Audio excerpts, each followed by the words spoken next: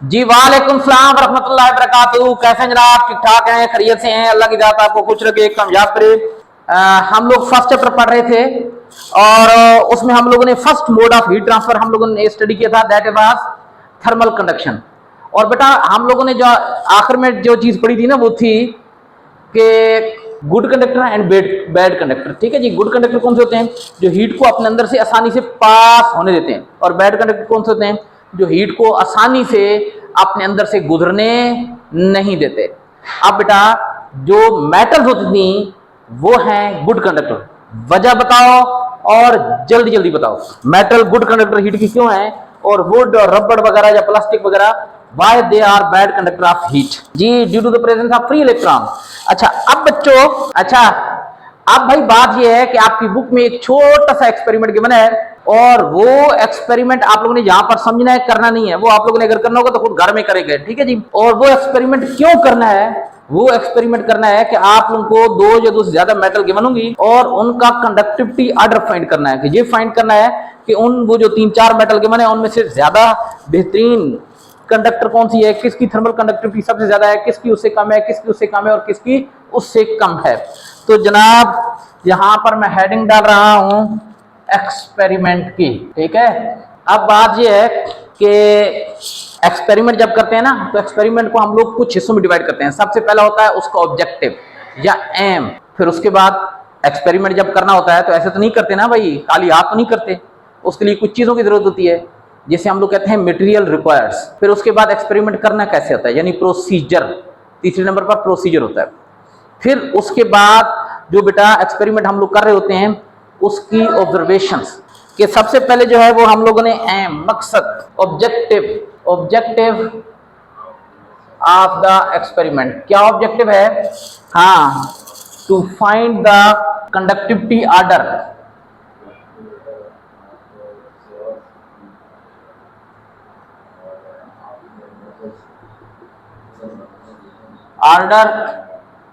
Of different metals या materials आप कह दें। बाद औक़ात मेटल के साथ साथ कोई और चीज भी दे दी जाती है। अब उसके बाद बेटा हम लोगों ने जो लिखना है वो है मटेरियल्स रिक्वायर्ड। ये आखिर में आप लोग खुद लिखेंगे, मैं जब समझा दूंगा ना यहाँ पर सारा प्रोसीजर वगैरह, तो उसमें आपको खुद ब खुद नजर आ जाएगा कि कौन कौन सी चीजें यहाँ पर हमने इस्तेमाल की हैं, कौन कौन सी चीजों की जरूरत है, ठीक है। तो वो यहाँ पर आप खुद लिखेंगे in the form of list. उसके बाद है प्रोसीजर। हाँ भाई, तरीकाकार कैसे करेंगे बेटा? आप लोगों ने काम ये करना है कि आपको 3 जो है ना वो रॉड गिवन होंगे, 3 बार्स, 3 जो है ना वो सलाखें सी गिवन होंगी मुख्तलिफ मेटल्स की, कॉपर, एल्यूमिनियम और आयरन की। कॉपर, एल्यूमिनियम और आयरन की, ठीक है जी। 3 मेटल्स हैं। तो उनके जो रॉड आपको गिवन होंगे उसमें आप लोगों ने एक बात का ख्याल रखना है कि ऐसे रॉड लेने हैं जिनकी लेंथ और जो उनकी विड्थ है, मोटाई है, थिकनेस है, वो बराबर होनी चाहिए। ऐसा ना हो कि जनाब कॉपर की जो रॉड है वो जनाब 2 इंच मोटा हो और आयरन का 1 इंच मोटा हो और एल्यूमिनियम का आधा इंच मोटा हो। नहीं, ऐसा नहीं करना। लेंथ और उनकी जो कौन सी चीज़ है, विड्थ है, चौड़ाई है, वो क्या होनी चाहिए? बराबर होनी चाहिए। बेटा आप लोग 3 या 4, कोई चौथी और मेटल भी आप लोग को दी जा सकती है, वो आप लोग लेंगे और उनको बेटा आप लोगों ने इस तरीके से रख देना है, बिल्कुल बराबर फासले पर। जैसे जरा देखें यहां पर, इधर मैं समझा रहा हूं आप लोगों को। एक नीचे आप लोग यानी इस तरीके से रखेंगे ना, एक स्टैंड से रख देंगे नीचे इस तरीके से, उस पर इस तरफ को यहां पर ये देख रहे हैं, ये नजर आ रहा है ना, इस तरह आप लोग यानी आप एक तरफ को आयरन रख देंगे, यहां पर बीच में कॉपर रख दिया, एक साइड पर आपने एल्यूमिनियम रख दी। उनके जो एक साइड वाले एंड होंगे ना वो आपस में आपने क्या करने, एक साथ जोड़ कर रखने, इस तरीके से एक साइड से जोड़ कर रखना है इस तरीके से, और दूसरी साइड से उनको थोड़ा थोड़ा क्या कर देना है, फासले से रखना है। नीचे ऐसा स्टैंड या ऐसा सेटअप बनाना है ना, ताकि इधर से ये जो है ना वो क्या हो कि फासले फासले पर हूं और दूसरी साइड से आपस में क्या हो, एक दूसरे के साथ जुड़े हुए हों, और इनको किसी नीचे स्टैंड हो ताकि ये नीचे न गिरे और बिल्कुल इस तरीके से सीधे रहें। यानी इस तरीके से रख देना है। सपोज करें कि यहाँ पर ये आपने कौन सी चीज़ है, आयरन का ये रख दिया, या सॉरी कॉपर का, यहाँ पर ये आपने रख दिया कौन सी चीज़, आयरन, ठीक है। और यहाँ पर ये आप लोगों ने रख दिया कौन सी चीज़, एल्युमिनियम का रॉड रख दिया। शर्त क्या है, तीनों की लेंथ और तीनों की चौड़ाई बराबर होनी चाहिए। इन अब ऐसे तो ये नहीं रहेंगे, तो इनके नीचे कोई आपने स्टैंड वगैरह रखना होगा, इस तरीके से होंगे ना। अब ऐसे, अब तो यहाँ पर तो आपको ऐसे लग रहा है ना, ऐसे रखी हुई है, ऐसे ऐसे नहीं है, ये इस तरीके से सीधे रखी है और नीचे कोई स्टैंड वगैरह। अच्छा बच्चों, इनकी ये वाली जो साइड है ना, ये वाला जो एंड है, यहाँ पर आपने वैक्स लगा देनी है, मोम लगा देनी है, वैक्स। ठीक है, ये वैक्स लगा दे, तकरीबन कोशिश करें कि बराबर बराबर वैक्स लगे, ये आपने वैक्स लगा देनी है। और वैक्स के अंदर ना आप लोगों ने जो पेपर पिन नहीं होती, बारीक सी पिन होती है, याद है, वो बारीक वाली ना पिन लगा देनी है, पेपर पिन। इसके अंदर क्या कर देनी है आपने, यहाँ पर ये इस तरीके से सीधी लगा देनी है, इस तरीके से ये पेपर पिन लगा देनी। ये कौन सी चीज़ का राड है बेटा, कॉपर राड है, ये एल्युमिनियम है, और ये कौन सी चीज़ है, आयरन है। ये कौन सी चीज़ है, वैक्स है जिसे मोम कहते हैं, और ये कौन सी चीज़ है, पेपर पिन आपने लगा दी। ठीक है, अब आप लोगों ने ये जो तीन इनकी साइडें हैं ना, जो आपस में आगे मिली हुई हैं, इसके नीचे ना एक बर्नर जला देना है, बर्नर, यहाँ नीचे बर्नर जलाना है, ताकि बर्नर इनके ना इन एंड को हीट दे, हीट एनर्जी प्रोवाइड करे इस एंड को। समझ में आ रही है, ये वाला जो एंड जो आपस में जुड़ा हुआ है ना, ये वाला जैसे एंड हो गया ना, ये जो एंड आपस में जुड़ा है, इसको हीट अप करना है, और इस तरीके से हीट रखनी है ताकि तीनों को बराबर बराबर हीट मिल रही हो। ठीक है, तो यहाँ पर आप लोग क्या रख देंगे, यहाँ नीचे बर्नर रखना है आप लोगों को, इसे कहते हैं बंसन बर्नर।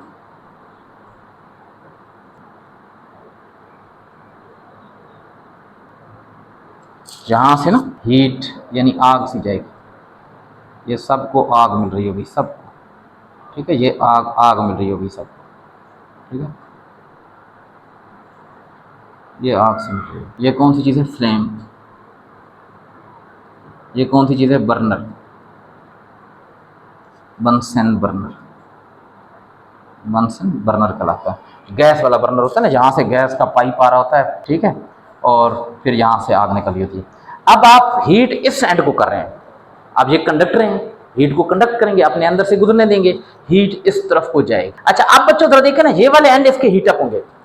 अब हीट मूव करेगी, किस तरफ को मूव करेगी इनके अंदर से, शाबाश, जल्दी जल्दी बताए किस तरफ को मूव करेगी। और ये कंडक्टर है ना, हीट को कंडक्ट करेंगे, तो हीट बच्चों इस साइड पर मूव करेगी, इस साइड पर, इधर जाएगी, इधर जाएगी, हीट जाएगी। अब जो किस में हीट जल्दी जाएगी, जो गुड कंडक्टर होगा या जो बैड कंडक्टर होगा।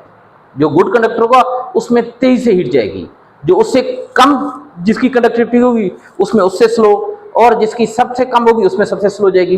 अब कैसे पता चलेगा आपको, देखने में तो हीट तो नजर आती नहीं है, हीट ऐसी एनर्जी है जो नजर नहीं आती, तो कैसे पता चलेगा कि इसके इस एंड पर हीट जल्दी पहुंची है, शाबाश जल्दी बताएं, या इसके इस एंड पर सबसे पहले पहुंची है, या इसके इस एंड पर सबसे पहले पहुंची है, कैसे पता चलेगा आप लोगों को। हाँ जरा देखें, जो इनमें से बेस्ट कंडक्टर होगा ना, जिसकी कंडक्टिविटी सबसे ज्यादा होगी, उसमें हीट सबसे पहले वो ट्रांसफर करेगा, इस एंड पर पहुंचेगी, तो उसकी वैक्स पहले क्या होगी, मेल्ट होगी, और पेपर पिन क्या हो जाएगी, फौरन ड्रॉप हो जाएगी। तो बेटा यहां पर आप ऑब्जर्व करेंगे, आप देखेंगे कॉपर की ये जो वैक्स है वो जल्दी मेल्ट होगी और पेपर पिन जल्दी ड्रॉप हो जाएगी।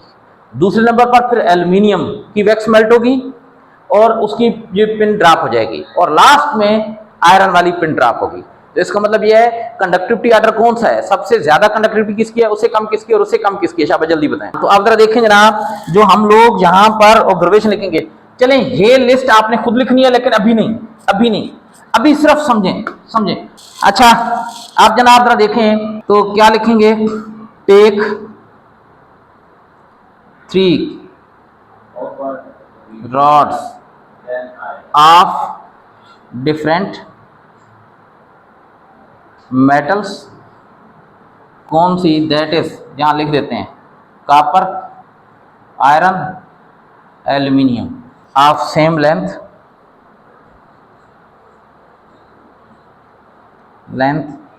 And width. ठीक है जी। अच्छा, place them upon and stand in such a way that all three, that one ends of three are touching to each other while the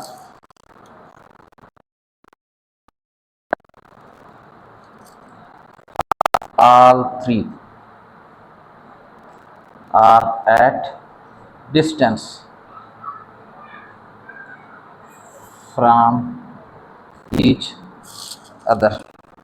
अच्छा, और उसके बाद है अगला जो पॉइंट है वो ये लिखना है आप लोगों ने कि attach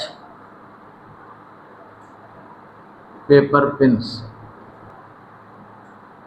at the end of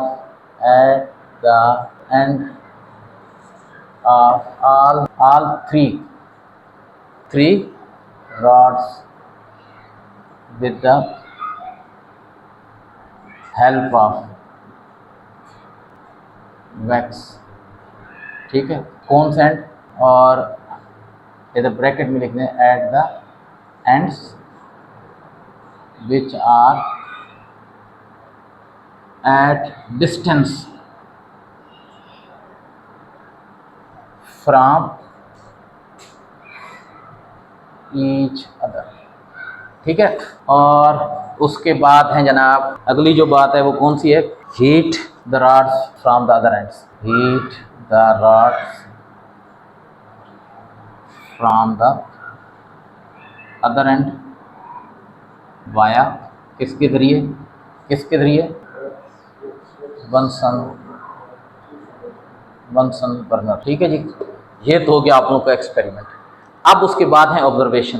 अच्छा, स्क्रीनशॉट लो भाई, जल्दी करो स्क्रीनशॉट लो। आगे है observation. Observed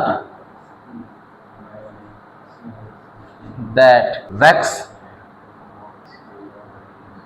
on copper melted first and the paper pin attached in it, yeah, supported by it,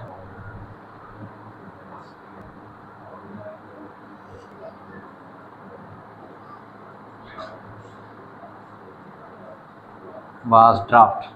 उसके बाद कौन सी चीज़ है, क्या लिखेंगे, सेकेंडली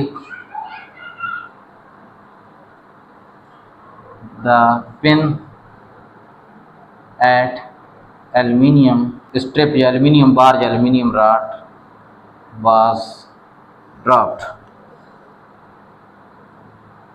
फिर उसके बाद ज़रा देखें, एट लास्ट क्या लिखेंगे, the pin at iron rod was dropped.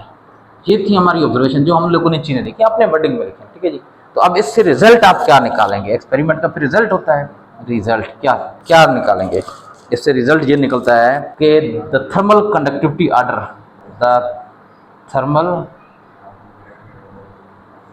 Conductivity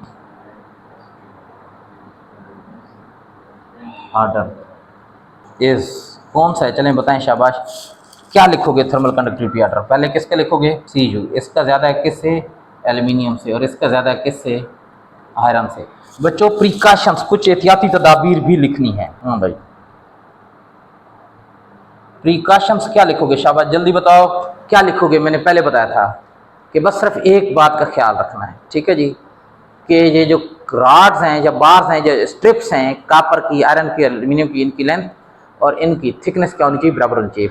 वैसे तो बेटा थिकनेस नहीं होती, वैसे तो क्या होता है, इनका मैस बराबर होनी चाहिए, क्योंकि जो हीट होती है ना, हीट कंडक्टिविटी, वो स्पेसिफिक हीट यानी मैस पर डिपेंड कर रही होती है। Length and thickness of all rods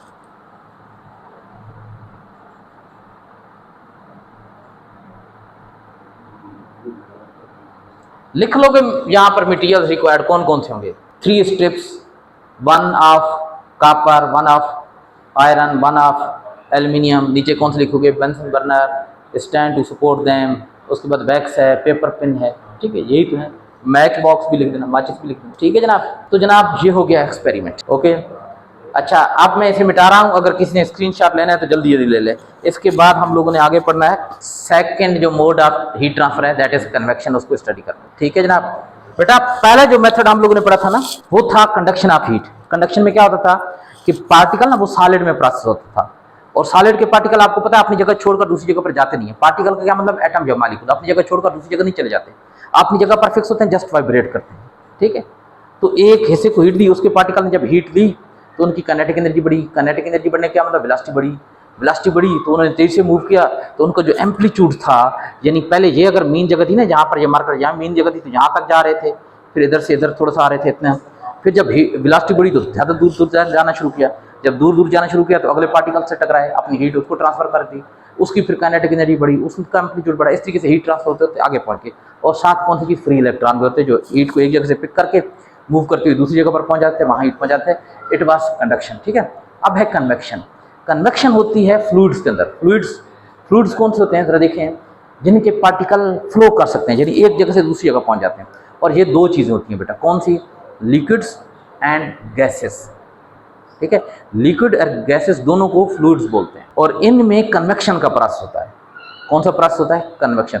और इसमें होता क्या है कि पार्टिकल मुकम्मल तौर पर मूव करते हैं ना, तो उनके एक हिस्से को अगर हीट पहुंचे तो उसके पार्टिकल को हीट लेकर ना सारे के सारे वो पार्टिकल जिनको हीट मिली है ना, वो दूसरी साइड पर चले जाएंगे। तो यानी मालिक्यूल्स या पार्टिकल जिन्हें हम लोग कहते हैं, वो बल्क की शक्ल में बहुत सारे मालिक्यूल एक साथ इकट्ठे हीट लेकर दूसरे एंड पर चले जाते हैं। यानी वो ऐसा नहीं होता कि वो अगले से टकराएंगे अपनी हीट उसको देंगे, वो अगले से टकराएंगे अपनी हीट उसको देंगे, वो अगले से टकराएंगे अपनी हीट उसको देंगे, नहीं नहीं, एक जगह से हीट लेकर मुकम्मल तौर पर दूसरी जगह पर पहुंच जाएंगे मालिक्यूल। तो हम कन्वेक्शन को कैसे डिफाइन करते हैं, it is a method of transfer of heat due to the bulk transfer of molecules in fluids.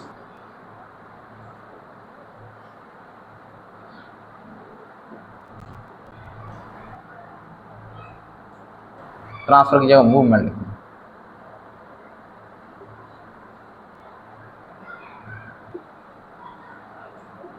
Fluids का मतलब पता है ना, लिक्विड्स एंड गैसेस, ठीक है। अब इसका मैकेनिज्म क्या है, इसमें कैसे जो है ना वो हीट पहुंचती है, तरीकाकार, वे या मैकेनिज्म आप इसे कहेंगे। आप बच्चों जरा देखें ना, अब ये आप लोगों के पास सपोज करें, अच्छा अब गैसेस या लिक्विड को ना आप बर्तन के बगैर नहीं रख सकते।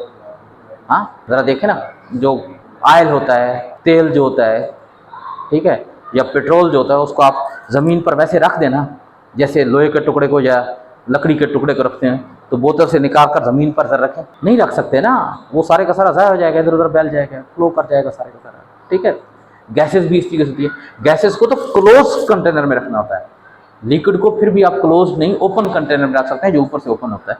अब जरा देखें, सपोज करें कि ये आप लोगों के पास एक पार्ट है, एक बर्तन है, चलिए ये एक पार्ट है। अब इसके अंदर ना लिक्विड है, ये लिक्विड के मालिक्यूल्स हैं।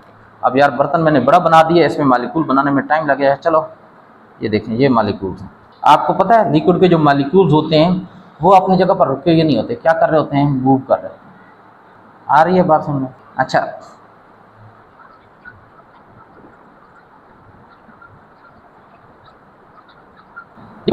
लिक्विड है, सपोज करें वाटर है, जो कुछ भी, ठीक है। अगर देखें इसको हम दो तरीकों से समझते हैं। सपोज करें कि आप लोगों ने इस एंड पर, ये वाला जो एंड है, इसको हीट देना शुरू कर दी। यहाँ पर आप लोगों ने बर्नर लगाया, ये आप लोगों ने एक बर्नर लगाया, ये देखें, ठीक है जी, और यहाँ से फ्लेम निकल रहा है, यहाँ से ये फ्लेम निकल रहा है, ठीक है, ये फ्लेम से निकल रहा है, और ये वाला एंड हीट अप हुआ। अब ये वाला एंड जब हीट अप होगा ना, ये वाले पार्टिकल हीट एनर्जी अब्जॉर्ब करेंगे। लिक्विड के ये पार्टिकल वैसे भी मूव कर रहे थे, लिक्विड के पार्टिकल एक जगह पर रुके नहीं थे, मूव कर रहे होते हैं, कोई पार्टिकल उधर जा रहा है, कोई इधर जा रहा है, ये ऐसे वैसे। अच्छा अब ये पार्टिकल जब हीट एनर्जी अब्जॉर्ब करेंगे तो जरा बताओ क्या होगा। क्या देखो बेटा, मैंने क्या कहा था कि बेसिक बातें, चंद एक बातें ज़हन में रखें, वही बार बार रिपीट होती हैं। बेटा पार्टिकल जब हीट एनर्जी अब्जॉर्ब करते हैं ना, तो उस हीट एनर्जी की वजह से होता क्या है, उन पार्टिकल की काइनेटिक एनर्जी बढ़ती है। काइनेटिक एनर्जी का फार्मूला भी आपको आता है, क्या फार्मूला होता है, हो सकता है कुछ बच्चे नए हों तो उनके लिए मैं समझा देता हूँ। काइनेटिक एनर्जी किसकी इक्वल होती है, हाफ mv²। तो देखो ना बेटा, पार्टिकल की काइनेटिक एनर्जी बढ़ी। काइनेटिक एनर्जी दो चीजों पर डिपेंड करती है, मैस और वेलोसिटी पर। तो इसका मतलब पार्टिकल का मैस, एटम या मॉलिक्यूलों का मैस तो तब्दील नहीं होता ना, तो फिर कौन सी चीज तब्दील होगी, वेलोसिटी। तो काइनेटिक एनर्जी बढ़ रही है, क्या मतलब उनकी वेलोसिटी बढ़ रही है। वेलोसिटी का मतलब स्पीड बढ़ रही है। जब स्पीड बढ़ेगी ना तो बेटा वो तेज से जब मूव करेंगे तो एक दूसरे से दूर हो जाएंगे। एक तो यह कि जब तेज से मूव करेंगे ना तो इस जगह से वो इस साइड पर मूव करेंगे, इधर तो पहले से है ना, फिर उधर जाएंगे। जब उधर जाएंगे ना तो यहाँ पर पार्टिकल कम हो जाएंगे, हम कहेंगे कि यहाँ पर वैक्यूम क्रिएट हुआ है, वैक्यूम। तो ये हीट वाले पार्टिकल हीट अब्जॉर्ब करके उधर चले गए, तो इधर से ये जो जाए वाले कोल्ड पार्टिकल है ना वो अब उस जगह लेने के लिए यहाँ आ जाए, तो फिर क्या होगा, उनको हीट मिलेगी। उनको जब हीट मिलेगी तो उनके पार्टिकल की काइनेटिक एनर्जी बढ़ेगी, उनकी वेलोसिटी बढ़ेगी।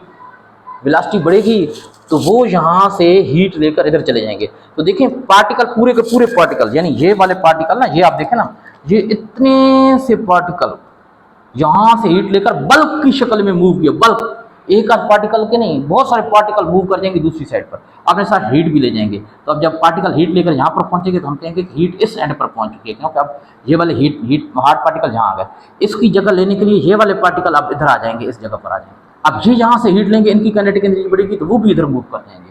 इस तरीके से एक वक्त आएगा कि पूरे का पूरे ये वाटर क्या हो जाएगा, हीटअप हो जाएगा। ठीक है, समझ में आई ये बात, कैसे हीट लिक्विड में मूव करती है। चलें बच्चों, अल्लाह हाफिज़।